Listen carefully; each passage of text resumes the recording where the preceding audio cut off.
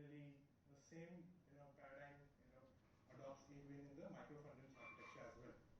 So let's start with a small example. You have an app, and it's being used by thousands of customers.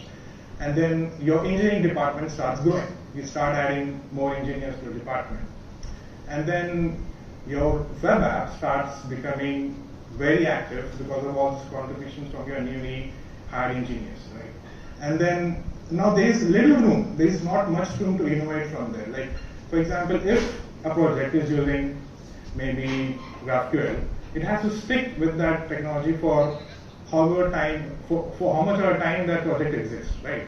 But if someone else wants to say, no, I want to still use REST, it's kind of not possible because whole architecture of your web app is rigid, right? And then you have many teams who are working on that.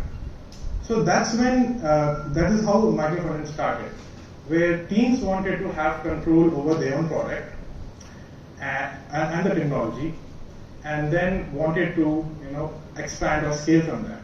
So that's the reason we have something called Micro Frontends. And so what exactly is this? So in very layman terms, it's something you have an app inside an app. Like you have multiple apps inside the main host app. For example, this plugin could be developed by another engineering team, have their own technologies. At least basic underlying technologies would be the same, like React and all that. But they are free to explore other technology related to that as well. And then you have the chat team, where they have a lot of dynamical or web-socket connections to handle and all that. So it makes sense for these two teams to be separate.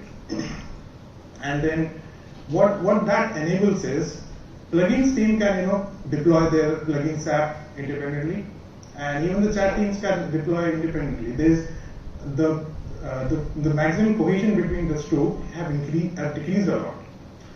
And now you would see this is very similar to what an component look like, right? If you see React and you have component like plugin and chat. So you might ask, why do you need frontend? Why do you need micro frontend? When I can just say probably have plugin as npm dependency. Okay. If my plugin is npm dependency, I install in my host app. So why do I need this separate architecture just for adding this small component in my app?